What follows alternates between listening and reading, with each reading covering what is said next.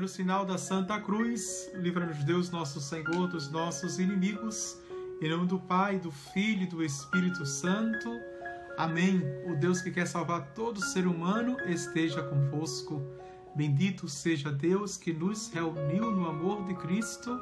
Amém. Ave Maria, cheia de graça, o Senhor é convosco. Bendita sois vós entre as mulheres e bendito é o fruto do vosso ventre, Jesus.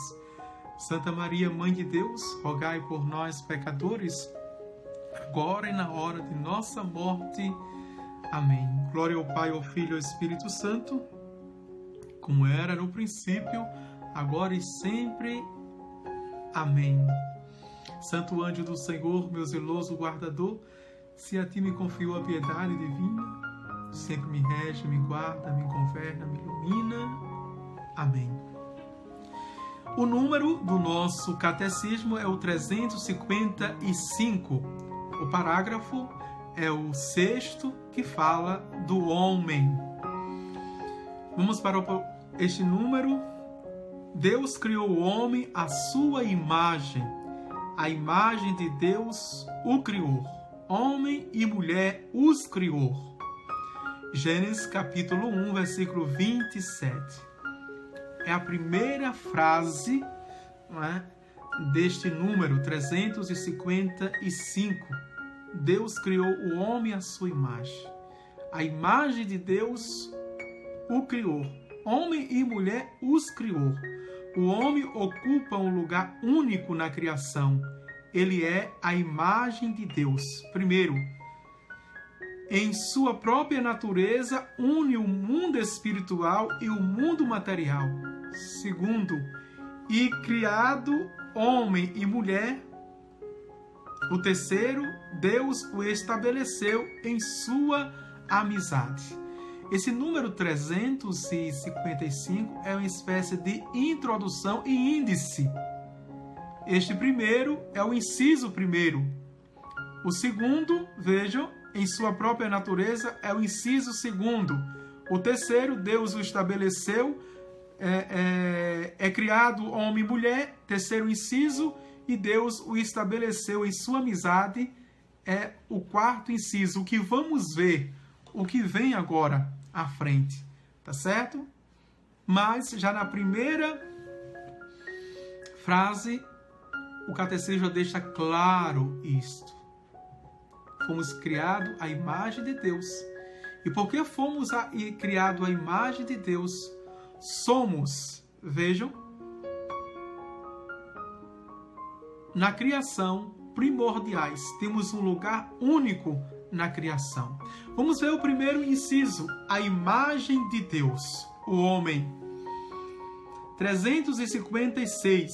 De todas as criaturas visíveis, vejam, só o homem é capaz de conhecer e amar seu Criador. De todas as imagens visíveis. Quem diz isso é Santo Tomás de Aquino, na Suma Teológica, no primeiro livro, no número 114. Vejam. E é importantíssimo sabermos disso, não é? Então, de todo o universo, com todas as galáxias, deixa eu agora, não é, devanear. Com todas as galáxias, não é? Com todos os planetas, vejam, todo o cosmo, toda a constelação que forma todo o universo, o mundo material criado que nós conhecemos, os mares, os seres, todos os seres de todas as espécies, vejam, todas as plantas, todas as espécies. O que tem lugar único na criação é o homem. É, portanto, a pessoa. Homem e mulher os criou. Estão lembrados, quem está me acompanhando, que foi ontem ou antes de ontem que eu fiz um comentário sobre a escala valorativa, não é? Que é a hierarquia valorativa da criação, que nós somos, porque trazemos a imagem. Então, depois vamos ver a semelhança. A semelhança. Vamos avante ainda nesse número, 356. Ele é a única criatura na terra que Deus quis por si mesma. Vejam, não é? E quem diz isso é a Gaudi et Spes, que está aqui nos documentos do Concílio Vaticano II, não é? Aqui é o documento da Igreja. E vamos ver isso para a gente ter contato com os documentos da Igreja. Gaudium et Spes. O que a Igreja pensa é uma constituição da Igreja. O número 12. Vamos lá? Veja o que diz o número 12, quando fala a Igreja e a vocação do homem, que é a primeira parte, e no capítulo fala da dignidade da pessoa humana. Este capítulo é uma constituição do Concílio do Vaticano II, a Gaudium et Spes. Vejam. E é interessante que vamos ver o próprio documento já fala nas primeiras páginas as alegrias e as esperanças. Gaudium quer dizer alegria. Et e Spes, esperança, que quer dizer alegria e esperança do homem, da pessoa, do mundo, da sociedade. Igreja que está, que é a alegria e esperança desse mundo, dessa sociedade. Vamos lá para o número, e eu quero lê-lo todo, não é? E deixa-me terminar esse número aqui. Só ele é chamado a compartilhar pelo conhecimento e pelo amor a vida de Deus. Foi para este fim que o homem foi criado. E aí reside a razão fundamental, vejam, de sua dignidade. É o que vamos ver aqui no documento. Segue-se o texto do catecismo. Que motivo vos fez constituir o homem em dignidade tão grande? Pergunta o catecismo. O amor inestimável pelo qual enxergastes em vós mesmo vossa criatura e vos apaixonastes por ela, pois foi por amor que a criastes, foi por amor que lhe destes um ser capaz de degustar vosso bem eterno. Vejam, Santa Catarina de Sena, no diálogo, no livro chamado Diálogo, não é? Ela coloca em forma de oração. Mas vamos para o número. O homem criado à imagem de Deus. Tudo quanto existe sobre a terra deve ser ordenado em função do homem. Atenção! Como seu centro e seu termo. Neste ponto existe um acordo quase geral entre crentes e não crentes. Entre crentes e ateus, pagãos, indiferentes, somos concordes. Mas, que é o homem? A filosofia antropológica ou a antropologia filosófica faz essa mesma pergunta. Quem é o homem? O que é o homem? Como o salmista faz. Que é o homem, Senhor? Para assim o tratardes com tanto carinho. Ele próprio já formulou e continua a formular acerca de si mesmo inúmeras opiniões diferentes entre si e até contraditórias. Segundo estas, muitas vezes se exalta até se constituir norma absoluta outras se abate até ao desespero. Daí as suas dúvidas e angústias. A igreja sente profundamente estas dificuldades e, instruída pela revelação de Deus, pode dar-lhes uma resposta que defina a verdadeira condição do homem, explique as suas fraquezas, ao mesmo tempo que permita conhecer com exatidão a sua dignidade e vocação. A Sagrada Escritura ensina que o homem foi criado à imagem de Deus, capaz de conhecer e amar o seu Criador, e por este constituído Senhor de todas as criaturas terrenas. Vejam, atenção, não é? É o Gênesis capítulo 1, versículo 26, depois Sabedoria, capítulo 2, versículo 23.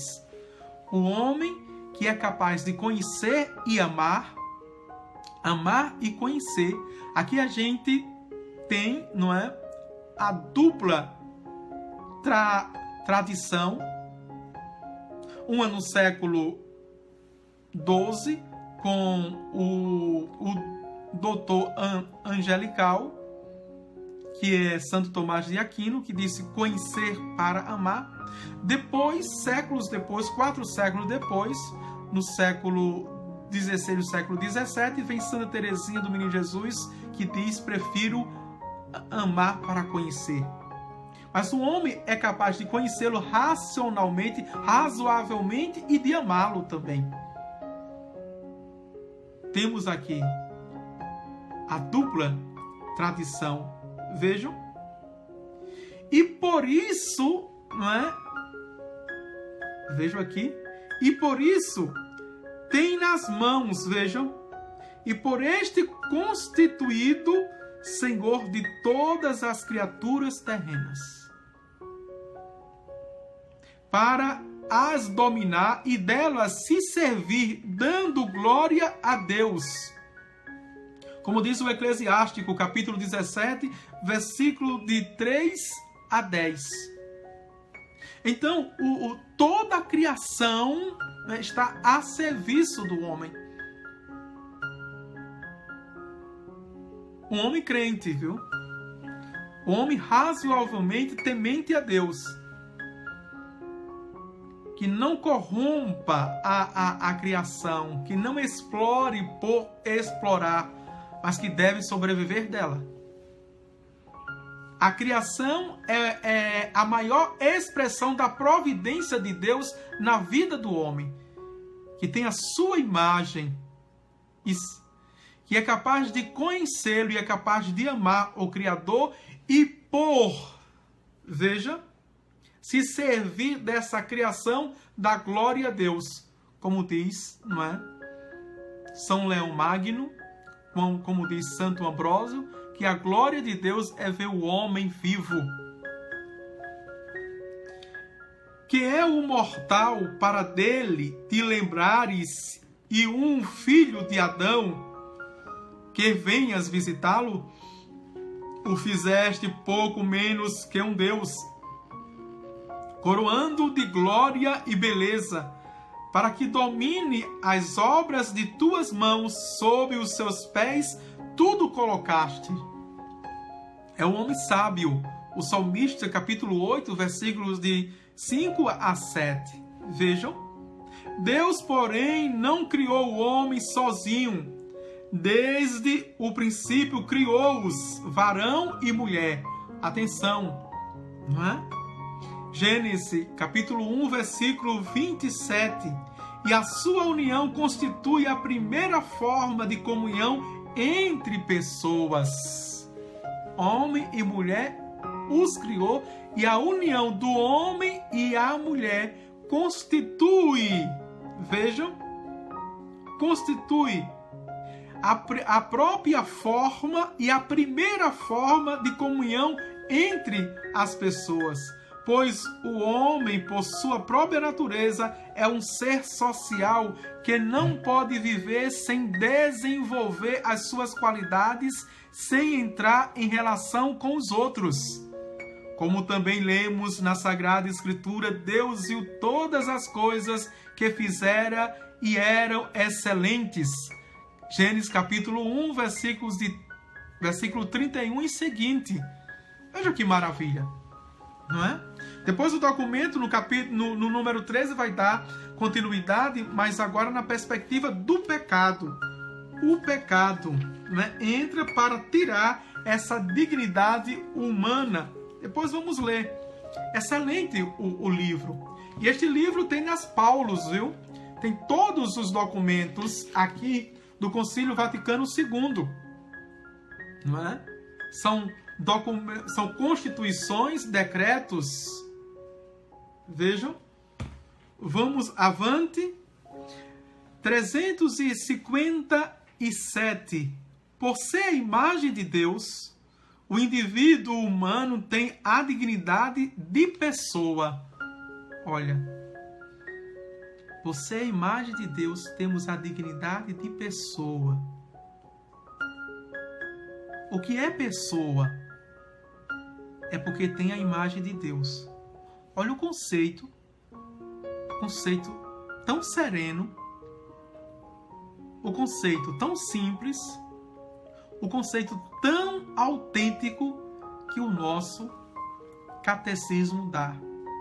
Veja, dentro de uma psicologia teológica ou uma teologia psicológica, que a igreja chama a psicologia do profundo. Veja só. Se você for pedir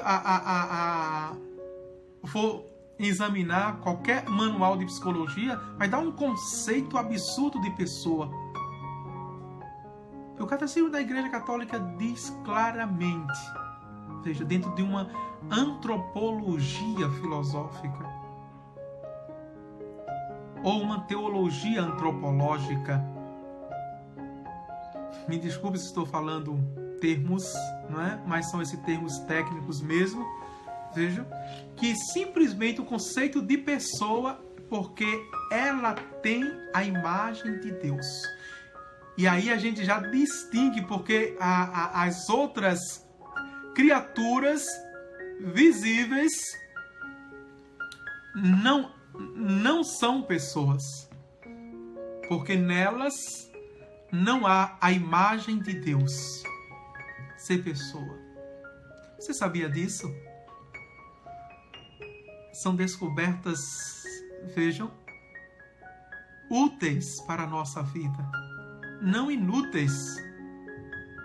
E até para o psicólogo cristão, o psiquiatra cristão, o psicanalista cristão, ter esse conceito de pessoa, que é muito mais do que algumas características que talha a personalidade, o caráter.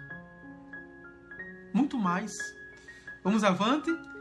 Ele não é apenas alguma coisa, mas, veja, alguém. É alguém. Alguém está intrinsecamente unido à pessoa. É alguém, não é coisa. E por isso não podemos coisificar. As coisas são negociáveis, as pessoas não. Vejam, pessoas jamais podem ser negociáveis. Mas a gente vê o quê? Deixa agora tecer críticas no modo de relacionamento que nós vivemos, não é? Como nós nos relacionamos, colocamos de cabeça para baixo e invertemos os valores criados por Deus, querido por Deus, viu? Querido por Deus. Estes nós invertemos. Colocamos as coisas no lugar das pessoas. Vejam. E por isso que aqui deixa aprofundar. Talvez não seja profundidade para alguns. E que o valor, a dignidade da pessoa humana está nela mesma. Não é? Porque Deus colocou a sua imagem e que as pessoas que veem nas coisas que conquistam, nas coisas que, vejam, têm o seu valor, na verdade, elas estão se diminuindo, estão se desvalorizando, porque as coisas passam, as coisas enferrujam, as coisas se estragam, as coisas se quebram, as coisas não mais existem.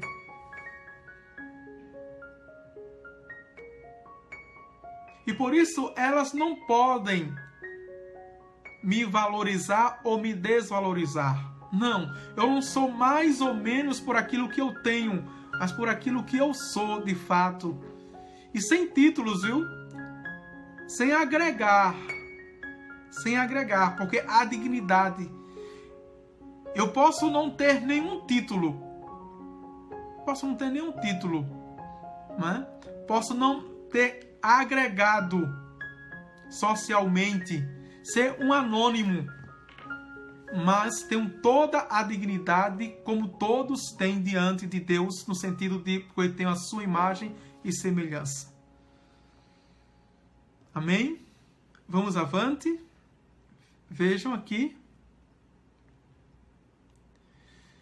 É capaz de conhecer-se, de possuir-se e de doar-se livremente e entrar em comunhão com outras pessoas.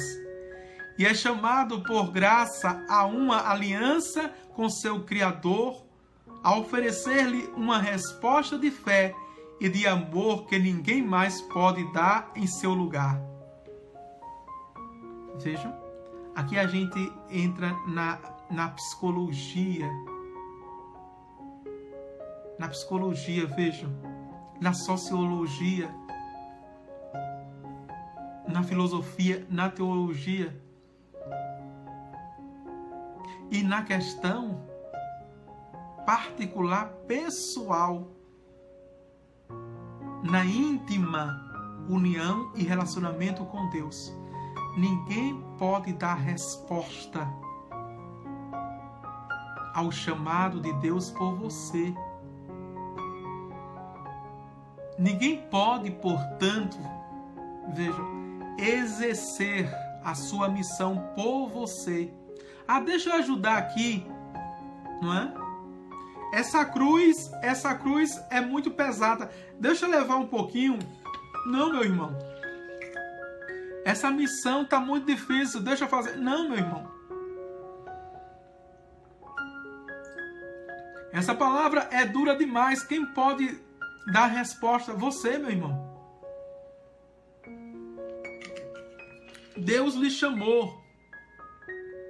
Deus lhe chamou, minha irmã. É você. Que no relacionamento com Deus pode dar e é preciso dar.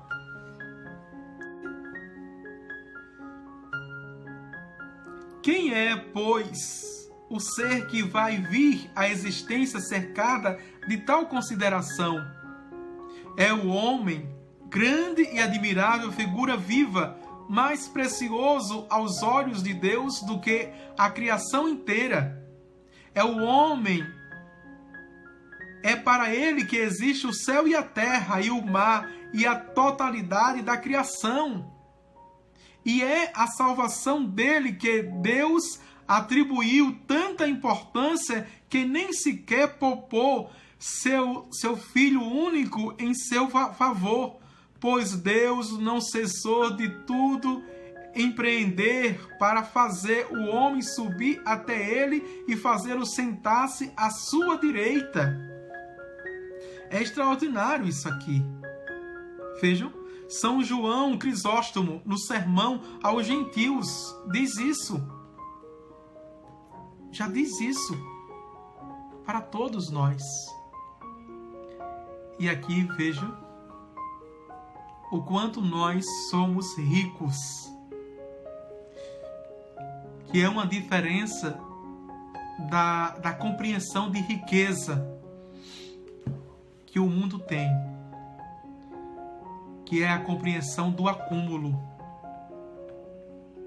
O pobre de Assis, que é Francisco de Assis, na verdade não era o pobre de Assis, era o rico de Assis. Quando ele se desnuda, ou seja, tira suas vestes diante dos pais, diante do bispo, ali na frente daquela catedral, e diz que não tem pai biológico mais, mas tem o único pai, o Pai dos céus. Vejam, na verdade ele estava dizendo também, e a compreensão dele foi jogar toda a riqueza particular, pessoal dos pais, da família e dar aos pobres, por esta compreensão que todos são ricos aos olhos de Deus.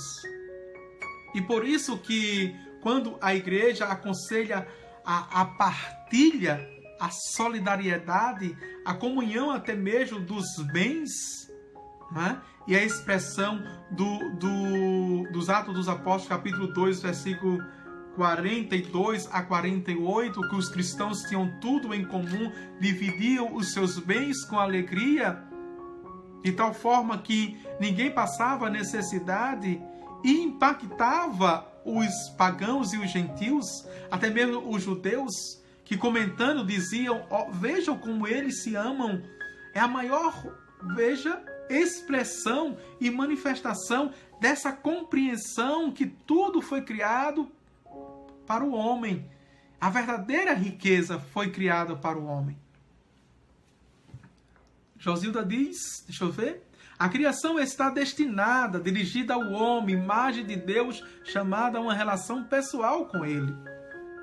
Vejam, vamos avante. Na realidade, o mistério do homem só se torna claro verdadeiramente no mistério do Verbo encarnado, Jesus Cristo. Não é?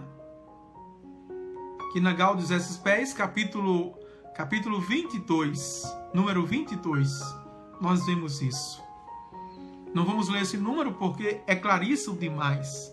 Depois vem um texto aqui. São Paulo ensina-nos que dois homens estão na origem do gênero humano, Adão e Cristo. O primeiro Adão, diz ele, foi criado como um ser humano que recebeu a vida. O segundo é um ser espiritual que dá a vida, o Cristo. O primeiro foi criado pelo segundo, de quem recebeu a alma que o faz viver. O segundo Adão estabeleceu sua imagem no primeiro Adão quando o modelou, e assim se revestiu da natureza deste último e dele recebeu o nome, a fim de não deixar perder aquilo que havia feito a sua imagem. Primeiro Adão, segundo Adão, o primeiro começo, o segundo não acabará. Pois o segundo é verdadeiramente o primeiro, como ele mesmo disse: eu sou o primeiro e o último, ou seja, o alfa e o ômega de todas as coisas. E quem diz isso é São Pedro Crisólogo, no sermão 117, que é um padre da igreja. Veja que maravilha, né? Esse paralelo entre Adão, o primeiro homem, e o segundo homem, que na verdade, não é? Tudo foi criado nele, por ele e para ele, que é Cristo Jesus, o Verbo encarnado, como vai dizer o Evangelho de João, capítulo 1, versículo 14. Vamos avante, vejam. 360. Graças à origem comum, o gênero humano formou uma unidade, pois Deus de um só fez toda a raça humana. Não é? Encontramos isso em Atos dos Apóstolos, capítulo 17, versículo 26. E esta expressão também encontramos em Tobias, capítulo 8, versículo 6. Que diz assim: maravilhosa visão que nos faz contemplar o gênero humano na unidade de sua origem em Deus, na unidade de sua natureza, composta igualmente em todos de um corpo material e de uma alma espiritual. na unidade de seu fim imediato e de sua missão no mundo, na unidade de seu habitat, a terra, de cujos bens todos os homens, por direito natural, pode usar para sustentar e desenvolver a vida, na unidade de seu fim sobrenatural, Deus mesmo ao qual todos devem tender, na unidade dos meios para atingir este fim, na unidade do seu resgate realizado em favor de todos por Cristo. Vemos isso claramente, não é, em Pio XII, na encíclica Summi Pontificatus. Ele descreve isso com a maestria, colocando, não é, toda a realização em favor de todos em Cristo Jesus. Número 361. Esta lei de solidariedade humana e de caridade, sem excluir a rica variedade das pessoas, das culturas e dos povos, nos garante que todos os homens são verdadeiramente irmãos. Vejam, apesar dos idiomas, quer dizer, as línguas vernáculas de cada país, apesar de cada cultura, não é? Apesar, vejam, das etnias, dos dialetos, mas nós somos todos humanos, da raça humana, porque todos nós, independentemente de razoável que sejamos, ou seja, do uso da nossa razão, que dentro da nossa liberdade e vontade reconheçamos isto ou não, trazemos a imagem de Deus.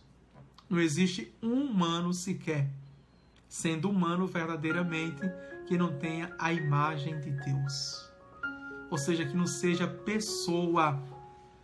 Que não seja pessoa. Todos nós temos a imagem de Deus, somos pessoa. Que maravilha. Portanto, somos irmãos. Não deveríamos nos degladiarmos. Não deveríamos nos estranharmos. Mas, pelo contrário, deveríamos ser solidários uns aos outros, nos ajudarmos, darmos as mãos, olharmos com simpatia e empatia uns para os outros, não como com antipatia, com ojeriza, estranheza, indiferença.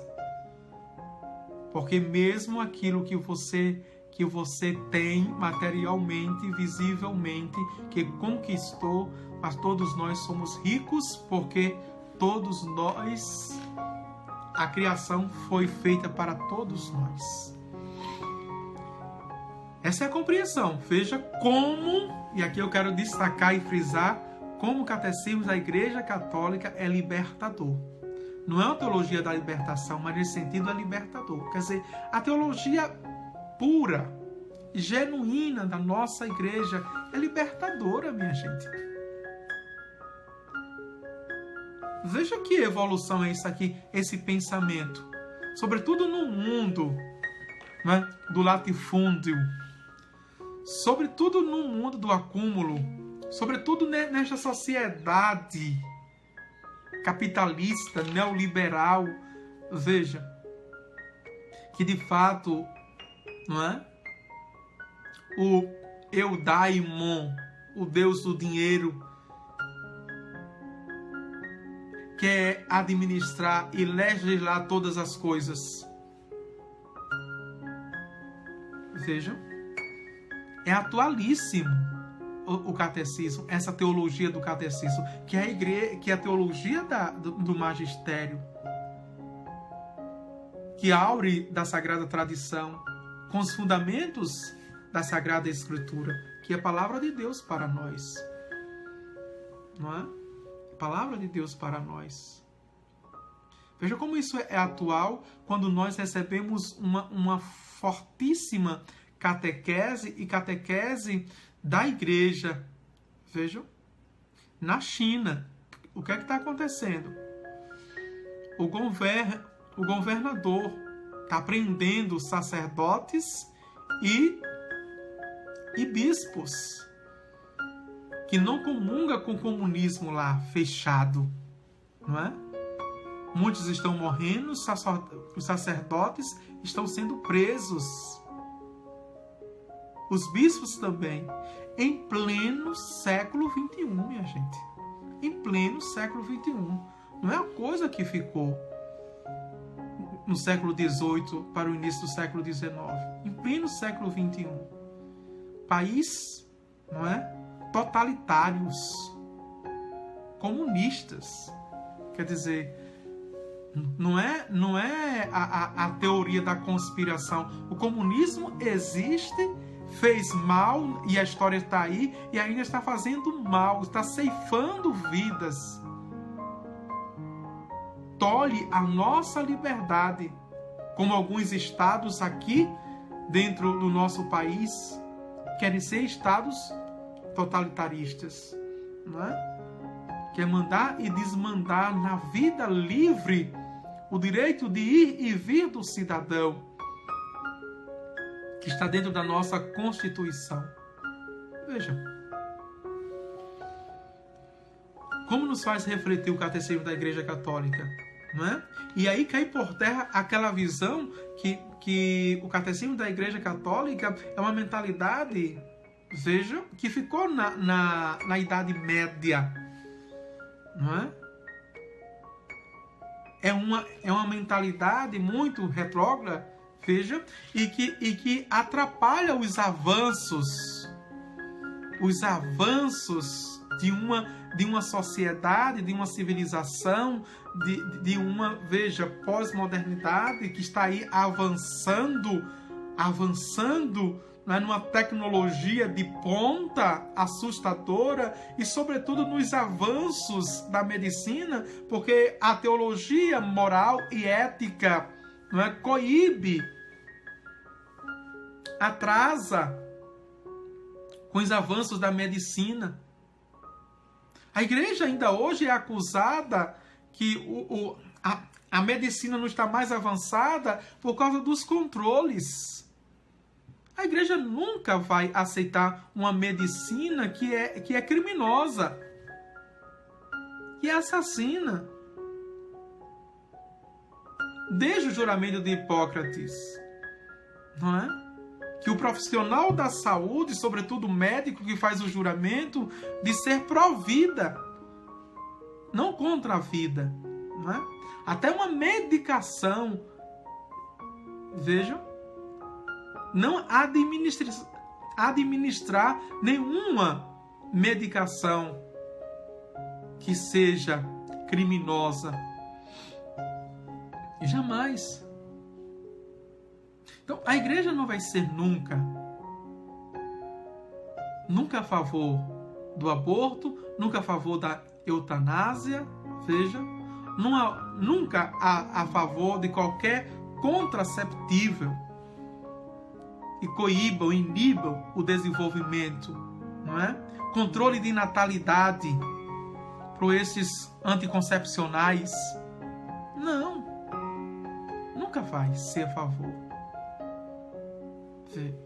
Então, a igreja é essa igreja que ficou na Idade Média, cabeça atrasada, não é? Nós vimos os fundamentos todos aqui. Segundo inciso, corpore et anima unus, o uno de alma e corpo, a união da alma e o corpo. Veja. E aqui a gente vai pensar, não é? Contra a uma concepção antes de Cristo, que é uma filosofia platônica, não é? Como ele concebia que o corpo era o cárcere da alma, a prisão da alma. Fazia a distinção entre a alma e o corpo. Vamos avante. O número 362. A pessoa humana criada à imagem de Deus é um ser ao mesmo tempo corpóreo e espiritual. Isso, Andréia, a igreja impede o avanço do mal. Ao mesmo tempo é corpóreo e espiritual. O relato bíblico exprime esta realidade com uma linguagem simbólica, ao afirmar que o Senhor Deus modelou o homem com a argila do solo, insuflou em suas narinas um hálito de vida e o homem se tornou um ser vivente. É a segunda narrativa da criação em termos da humanidade. Vejam, Gênesis, capítulo 2, versículo 7. Portanto, o homem em sua totalidade é querido por Deus. Esse insuflar o hálito da vida, na verdade, é o espírito, a alma. A alma espirituada. 363. Muitas vezes o termo alma designa na Sagrada Escritura a vida humana todinha. Vejam, não é? Por exemplo, Mateus capítulo 16, versículos de 25 a 26, João capítulo 15, versículo 13, quando está falando aí de alma, está falando da vida humana. Vamos avante. Ou a pessoa humana também, não é? Atos dos Apóstolos, capítulo 2, versículo 41, fala da pessoa humana inteira, total, integrada, tudo aquilo que somos, mente, corpo e alma. Mas designa também o que há de mais íntimo no homem e o que há nele de maior valor, aquilo que mais particularmente o faz ser imagem de Deus. Alma significa o princípio espiritual do homem. Vejam, o que faz de fato ser imagem de Deus é a alma. Vejam, significa o princípio espiritual no homem. Então, nenhum outro ser tem alma. Nenhum outro ser tem alma. Somente o humano. E porque a imagem é pessoa. Veja, somos pessoa porque temos alma. Não por qualquer característica. Vejam. E nós vamos encontrar, não é, todo um fundamento aqui em Mateus capítulo 26, versículo 38, João capítulo 12, versículo 26, depois Mateus capítulo 10, versículo 20, 28, segundo Macabeus capítulo 6, versículo 30, todo o fundamento aqui nós encontraremos. 368 diz: o corpo do homem participa da dignidade da imagem de Deus. Ele é corpo humano precisamente porque é animado pela alma espiritual ou espirituada. E é a pessoa humana inteira que está destinada a tornar-se, no corpo de Cristo, o templo do Espírito Santo. Vejam, não é? E aqui 1 Coríntios capítulo 6, versículo de 19 a 20, depois capítulo 15, versículo de 44 a 46. Vejam. Não é apenas o meu espírito, não é apenas a minha alma que é sacrário, que é templo do Espírito, mas veja, todo, a mente, o corpo e a alma, que é templo do Espírito Santo. Deus não quer tomar apenas uma dimensão nossa, mas tudo aquilo que Ele criou, na sua inteireza, na sua integridade, na sua profundidade. É preciso saber disso. Que maravilha, né? O Catecismo da Igreja Católica é muito gostoso. E está tudo aqui, parece que está tudo aqui. Todas as ciências estão aqui. Os padres conciliares, né? Todos os especialistas estavam lá. E nos dá a graça deste texto depois de 20 anos. Vamos avante. não é? Ainda nesse número 364, unidade de corpo e de alma, o homem, por sua própria condição corporal, sintetiza em si os elementos do mundo material, que nele assim atinge sua plenitude e apresenta livremente ao Criador uma voz de louvor. Não é, portanto, lícito ao homem desprezar a vida corporal. Ao contrário, deve estimular e honrar seu corpo, porque criado por Deus e destinado à ressurreição no último dia. Maravilha! No último dia, esse corpo criado, né? E encontramos na Gaudium et Spes número 14. Vamos ver aqui, Gaudium et Spes número 14. Vimos o número 12, número 14. Quando fala, vejam, os constitutivos do homem. Que maravilha esse texto. Vamos ver quais são os constitutivos do homem. Aqui, para entrarmos no 365. O homem se uno, composto de corpo e alma, sintetiza em si mesmo, pela sua natureza corporal, os elementos do mundo material, os quais, por meio dele, atinge a sua máxima elevação e louvam livremente o Criador. Daniel capítulo 3, versículos 57 a 90. Não pode, portanto, desprezar, ao contrário, considerar o seu corpo como bom e digno de respeito, pois foi criado por Deus e há de ressuscitar no último dia. Todavia, ferido pelo pecado, experimenta as revoltas do corpo. É, pois, a própria dignidade humana que exige que o homem glorifique a Deus no seu corpo. E aqui nós encontramos 1 Coríntios capítulo 6, versículos de 13 a 20. Vejam. Vamos avante. Não deixando que este se escravize às más inclinações do próprio coração. Ou seja, aos vícios e às paixões. Que depravam este corpo. Vejam. Vamos avante. Não se engana o homem quando se reconhece superior às coisas materiais e se considera como algo mais do que simples parcela da natureza ou anônimo elemento da cidade dos homens. Eu vou continuar, terminar o texto, mas eu quero fazer uma ressalva.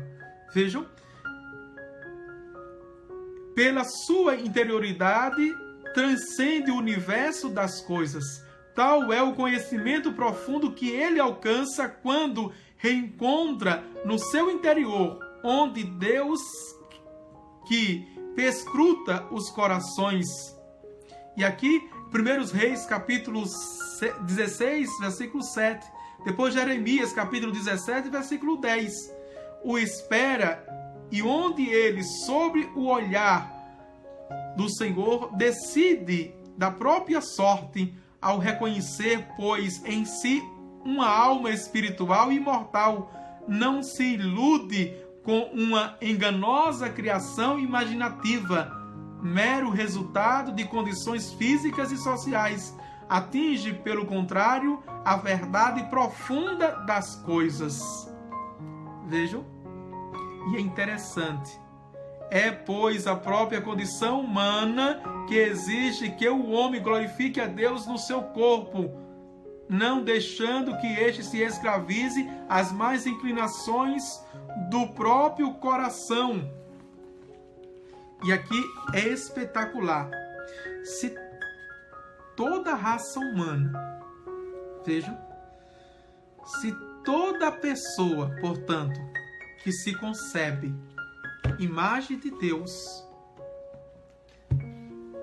tem esta identidade, vejam, é sabedor que é maior do que todas as criaturas e melhor, portanto, do que todas as criaturas. Não basta ser vivente para ser igual. O mundo está pensando assim, cuidado. Planta é um ser vivente, então é igual aos homens. Para o homem sobreviver, não tem que tirar uma árvore. O meu cachorrinho, a minha cadelinha é um ser vivente, é igual às pessoas. Pelo amor de Deus, que racionalidade terrível é esta? Por outro lado, as pessoas não se corrompiam tão fácil. Eis aqui um antídoto para toda e qualquer corrupção. Sobretudo a corrupção política, sobretudo a corrupção econômica, financeira. Eis o antídoto. É saber que você é maior do que todas as coisas criadas, visíveis, materiais. Você é melhor. E elas, pelo acúmulo que você tem, elas não vão lhe fazer melhores. O homem psíquico não consegue ver isso. O homem psíquico, aquele que Paulo fala, né, distingue tipo de três homens: o homem carnal, o homem psíquico e o homem, veja, espiritual. O homem psíquico é o homem inteligente, o homem razoável, o homem que é idôneo, viu? Que faz as coisas certas dentro dos padrões ético-morais. Mas também é tão limitado com a sua intelectualidade, racionalidade, dentro da liberdade e vontade. Ele diz: Deus não existe.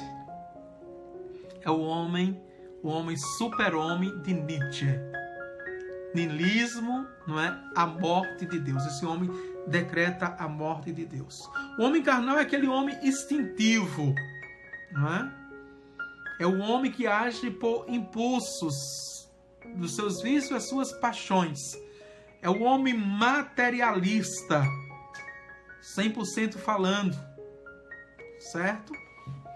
E o homem espiritual é que é tudo isso, mas é o homem que de fato ele vê com o olhar da fé para além de tudo isso e sabe que é maior do que o homem psíquico e o homem físico carnal, portanto.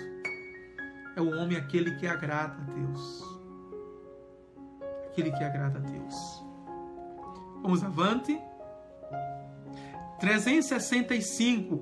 A unidade da alma e do corpo é tão profunda que se deve considerar a alma como a forma do corpo. Vejam, né? E aqui nós vamos diretamente para o Concílio de Viena, em 1312. Nós encontramos isso no Danzig. E aqui eu vou um pouco, não é? Marcar para não me perder, porque vamos para aqui nesse livro, ó. Olha aqui o Danzig. Vamos para o número 902, onde está esse documento do Concílio de Viena. Vejam. Em 1302.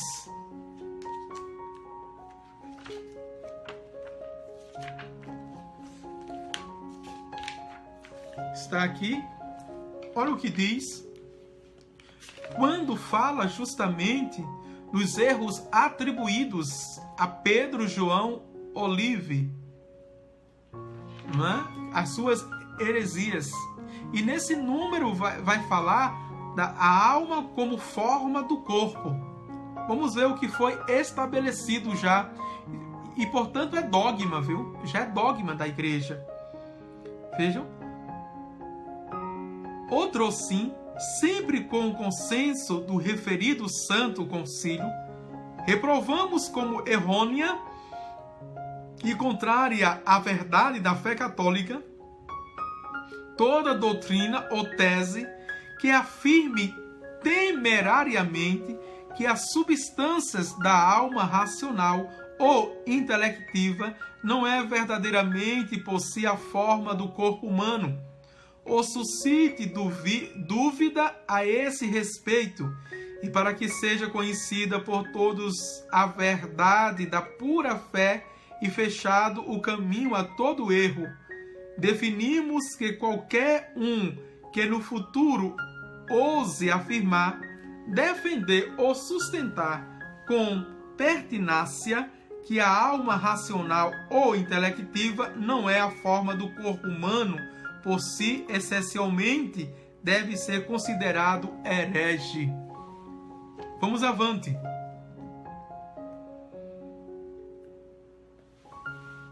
Porque os efeitos do batismo são os efeitos da única fé católica, recebido em nome do Pai, do Filho e do Espírito Santo. Voltando para o número 365, dando continuidade, ou seja, é graças à alma espiritual que o corpo constituído de matéria é um corpo humano e vivo. O espírito e a matéria no homem não são duas naturezas unidas, mas a união deles forma uma única natureza, a natureza humana. Veja. A Igreja ensina, agora o 366, que cada alma espiritual é diretamente criada por Deus. Cada alma espiritual é diretamente criada por Deus. E isso nós podemos ver, não é? Na encíclica Humani Generis, de 1950, do Papa Pio XII. Não é produzida pelos pais e é imortal. A nossa alma é imortal. Vejam que dá a imagem de Deus. É diretamente produzida por Deus, não pelos nossos pais. Na verdade, criada por Deus, né? É a linguagem. E isso quem diz, vejam, é o 5º Concílio de Latrão, em 1513, desenvolvida por ele. Está no Danzig, 1440. Ela não perece quando da separação do corpo na morte e se unirá novamente ao corpo na ressurreição final. 360. Como é isso, padre? Entenderam? Essa aqui, criada diretamente por Deus. Vejam. Como a igreja pensa isso? Vejam. Na hora da concepção,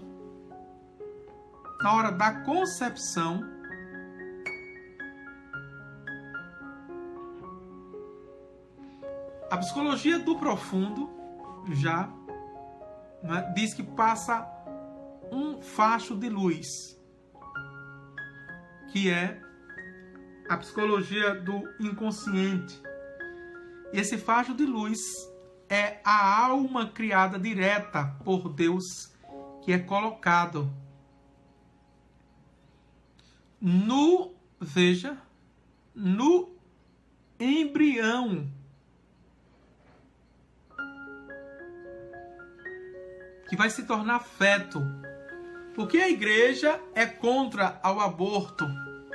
Porque a alma criada por Deus, já na hora da concepção ali, que em fração de segundo, milésimo de segundo, a gente não pode nem cogitar, nem calcular, a alma é já colocada naquele embrião. Então, se é alma, veja, já traz a imagem de Deus e que já é o embrião pessoa. Olha o que diz o Catecismo da Igreja Católica. Já é pessoa. E se é pessoa, veja, o aborto é um crime, assassinato. Aqui é uma pessoa, tem alma, tem imagem de Deus. Entendeu? Por isso que a igreja vai ser contra. E mesmo, veja, mesmo aquele, porque aí já tem corpo, não é? Depois depois que se torna na evolução, não é? Do embrião, do feto, a constituição corpórea, com 4 meses, com 5 meses, já tem um corpinho, não é? Já tem corpo, o formato tudo em semente, mas já tem. Veja, mesmo com sendo extraído, mas a alma não morre. A alma não morre. E por isso que deve rezar, vejam, pelos abortos. Se deve rezar por aqueles que foram abortados, sobretudo se já tem um nome. Você já deu o nome antes dele nascer, não é? Já deu o nome, não foi batizado, mas já pode rezar pela alma. Pela alma. Pouquíssimas pessoas sabem disso. Pouquíssimas pessoas sabem disso. E não rezam por esta alma.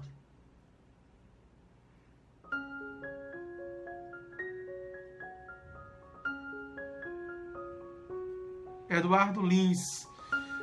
Meu querido, precisa uma aula para a gente, Eduardo Lins, que pede para eu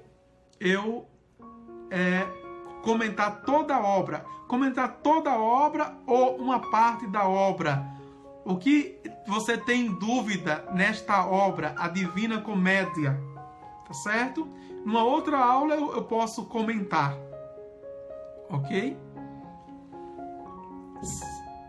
Se está em correlação com o tema que nós estamos estudando, não é? Ou apenas uma dúvida sua. Eu não sabia disso, diz Andréia. Pois é, veja como o catecismo é riquíssimo, não é? Acho que já passamos 1h e 5 minutos, mas vamos ler este número aqui para entrarmos no terceiro inciso. Vejam. 367. Por vezes ocorre que a alma aparece distinta do espírito. Assim, São Paulo ora para que nosso ser inteiro, o espírito, a alma e o corpo, seja guardado irrepreensível na vida do Senhor. 1 Tessalonicenses, capítulo 5, versículo 23. A igreja ensina que esta distinção não introduz uma dualidade na alma. Espírito significa que o homem está ordenado desde a sua criação para o seu fim sobrenatural. Vejam, o fim sobrenatural, desde a sua criação, não é? E quem diz isso é o Concílio Vaticano I. Diz isso. E que sua alma é capaz de ser elevada gratuitamente à comunhão com Deus. A comunhão com Deus. Vejam. Quem diz isso é ainda a encíclica Humani Generis, de 1950, que é de Pio XII. Terminando, 368, a tradição espiritual da Igreja insiste também no coração, no sentido bíblico, de fundo do ser. Jeremias 31, versículo 37, onde a pessoa se decide ou não por Deus no fundo do seu ser. Vejam, e aqui nós encontramos correspondência em Deuteronômio capítulo 6, versículo 5, depois capítulo 29, versículo 3, Isaías capítulo 29, versículo 13, Ezequiel capítulo 36, versículo 26, Mateus capítulo 6, versículo 21, Lucas capítulo 8, versículo 13, Romanos capítulo 5, versículo 5. Vejam quantos fundamentos bíblicos, não é? Da questão do fundo do ser. Mas isso, veja, desde os hebreus, os judeus e os cristãos, nós. Toda a tradição da Sagrada Escritura bíblica, portanto, tem como o coração como a suma e o resumo de todo homem. E quando a Bíblia fala de coração, fala também do ser da pessoa. Escutar a voz do coração, escutar a voz do fundo do ser. Não é? Se decidir de coração, se decidir do fundo do ser, não apenas um órgão, não é? Que se chama motor desse corpo, que tem os dois movimentos de sístoles e diástoles. Sístoles é que, vejam, reúne o sangue no processo de purificação, depois a diástole é que distribui para todos os órgãos, para assim que eles funcionem bem, saudavelmente, em harmonia, e nós, não é, sejamos um ser saudável, de mente, de corpo e de alma. Tá certo? Vamos ficar por aqui no terceiro inciso, que é o homem e a mulher os criou. Igualdade e diferença queridas por Deus no homem e na mulher, que são pessoas que têm imagem e semelhança de Deus. Mas isso vamos ver segunda-feira, tá certo? Tenham um feliz e bom final de semana, não é?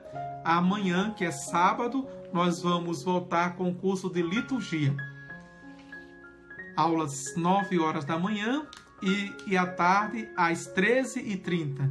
No domingo temos aula à tarde às 2 horas, às 14 horas e às 21 horas, curso de liturgia. Estamos na liturgia da palavra, vendo missa parte por parte. Agora eu quero vos abençoar, não é, pela poderosa intercessão de Nossa Senhora da Conceição e São Padre Pio.